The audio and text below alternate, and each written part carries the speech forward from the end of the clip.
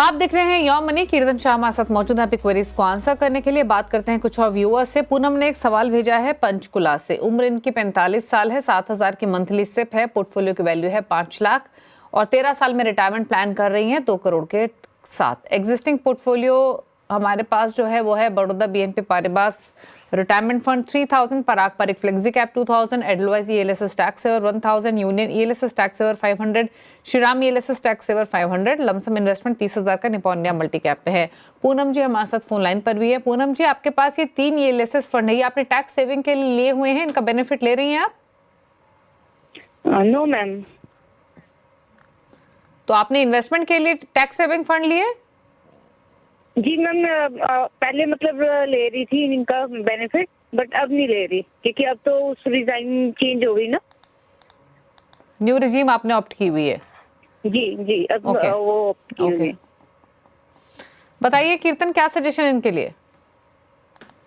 पूनम जी, सबसे पहले तो आपके अगर गोल की बात करें तो आपने कहा कि रिटायरमेंट के लिए शायद आपको तकरीबन 2 करोड़ रुपया चाहिए आज से 13 साल बाद, और आपका एग्जिस्टिंग पोर्टफोलियो रफली 5 लाख जितना है। तो अगर आप आज का 5 लाख गिने और 13 साल बाद अगर 2 करोड़ चाहिए, तो 12% के रिटर्न एक्सपेक्टेशन पे हमें रफली 50,000 रुपए की SIP करनी पड़ेगी, जो थोड़ा सा स्टीप है। आज आप जितनी SIP कर रहे हो उससे, तो या तो आप जितना बढ़ा पाए अपनी SIP को उतना बढ़ाए, या स्टेप अप करने की कोशिश कीजिए एज एंड व्हेन आपकी सैलरी बढ़ेगी। आपके पोर्टफोलियो में मैं काफ़ी सारे चेंजेस सजेस्ट करना चाहता हूँ। सबसे पहले तो क्योंकि आपने न्यू रेजिम ले लिया, इसका प्रोबेबली ये मतलब नहीं है कि आप ELSS फंड से निकल जाए। ELSS fund as a category in itself बहुत अच्छी है, तो अगर उसमें टैक्स एडवांटेज नहीं भी मिलता तो उससे मुझे नहीं लगता कोई फर्क पड़ेगा। एक ही प्रॉब्लम है कि 3 साल का लॉक इन है। But having said that, 3 funds है जहां से मैं आपको एग्जिट करने की सलाह दूंगा। एक तो बड़ौदा का रिटायरमेंट फंड, दूसरा श्रीराम का ELSS और यूनियन का ELSS। ये तीनों फंड से निकल जाए, बाकी के आप अपने फंड्स कंटिन्यू कीजिए, जो है निपॉन इंडिया मल्टी कैप, आपका इडलवाइज ELSS और आपका परक पारेख फ्लेक्सी कैप। इसमें एक फंड और ऐड कर दीजिए, कोटक मल्टी कैप। ये एक फंड ऐड करने से आपके एग्जिस्टिंग फंड्स के साथ मुझे ऐसा लग रहा है आपके पोर्टफोलियो में बैलेंस काफी अच्छा हो जाएगा। पर आपकी जो एक्सपेक्टेशन है 2 करोड़ पहुंचने की, उसके लिए आपको काफी ज्यादा पैसा निवेश करना पड़ेगा, आज आप कर रहे हो उससे। ओके, तो आपको बदलाव करने की जरूरत है अपने पोर्टफोलियो में और 10,000 के एडिशनल SIP करनी पड़ेगी आपको अपने लक्ष्य को हासिल करने के लिए। और जो सजेशन आपको दिए गए हैं तो कोटक मल्टी कैप से आपको निकलने की सलाह है, Parag Parikh flexi cap, Nippon India multi cap में आप बने रहें, ये सजेशन है। कोटक मल्टी कैप एक नया फंड सजेस्ट किया गया है, Baroda retirement fund, Shriram ELSS, union ELSS से निकलने की सलाह है। और जो 2 करोड़ का लक्ष्य है उसको हासिल करने के लिए आपको 57,000 की SIP लगानी पड़ेगी। 7,000 आप ऑलरेडी डाल रही हैं, तो आपका इन्वेस्टमेंट काफी बड़ा करना होगा अपने गोल को हासिल करने के लिए। तो या तो टाइम होराइजन इंक्रीज करें या अपने इन्वेस्टमेंट को इंक्रीज करें। आगे बढ़ेंगे। शीतल हमारे साथ कनेक्टेड है पूणे से सवाल पूछने के लिए, उनसे बातचीत कर लेते हैं। शीतल नमस्कार, बताइए क्या सवाल है आपका? जी वंदे मातरम, हनुमान बोल रहा हूँ। ओके, बताइए। मेरा निपॉन में 3,000 का एक है, HDFC 100 में एक 2,000 का और एक्सिस ब्लू चिप में 2,000 का है SIP। तो यानी आपकी टोटल SIP कितने की है? 6,000 के 9,000 के आसपास है। 9,000 की SIP आपकी टोटल, जिसमें 3,000 निपॉन इंडिया स्मॉल कैप और HDFC टॉप 100 में कितने हैं आपकी? 5,000 की है उसकी।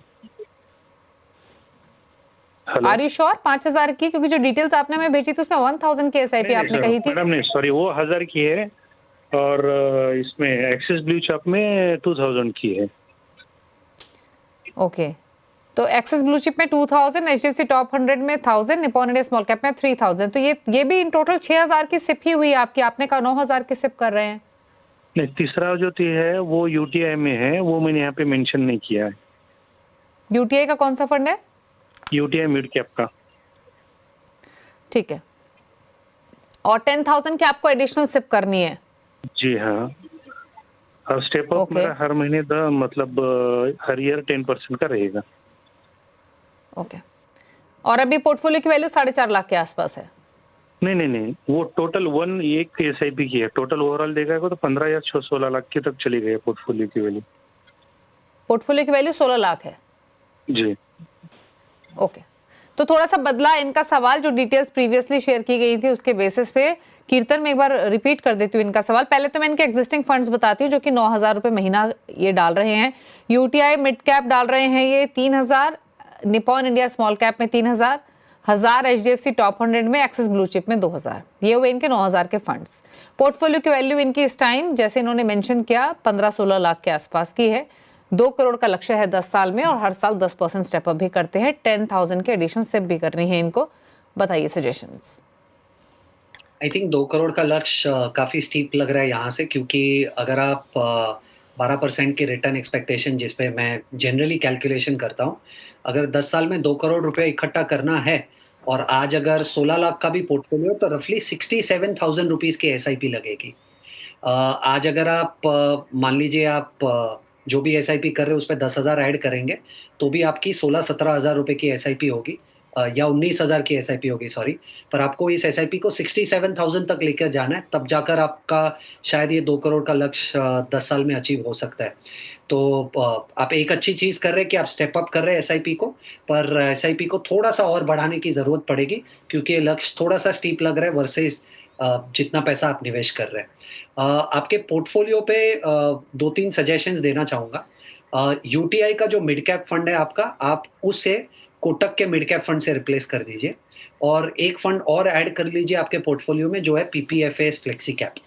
तो अगर ये 2 चेंजेस कर लेंगे आप पोर्टफोलियो में, तो मुझे ऐसा लग रहा है कि आपके पोर्टफोलियो में लार्ज मिड स्मॉल का एक समान बैलेंस आ जाएगा, और हर स्टाइल के इन्वेस्टमेंट्स का भी एक फ्लेवर आ जाएगा, वैल्यू, ग्रोथ और मोमेंटम। तो मुझे लग रहा है कि ये 2 चेंजेस आपके पोर्टफोलियो में शायद ज़रूरी है। ओके, चलिए अब पूछ लेते हैं कीर्तन के टॉप 4 फंड्स। ये रही सलाह शीतल आपके पोर्टफोलियो को लेकर। एसआईपी ज़्यादा करनी पड़ेगी आपको अपने गोल को हासिल करने के लिए। बताइए कीर्तन, कौन से फंड्स आपने ऑप्ट किए हैं?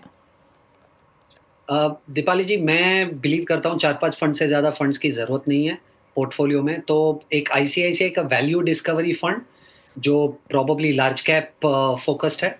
कोटक का मिड कैप, जो मिड कैप प्रॉब्लम सॉल्व करेगा पोर्टफोलियो में। निपॉन का स्मॉल कैप, और पराग पारेख फ्लेक्सी कैप। ये 4 फंड काफ़ी अच्छे फंड है।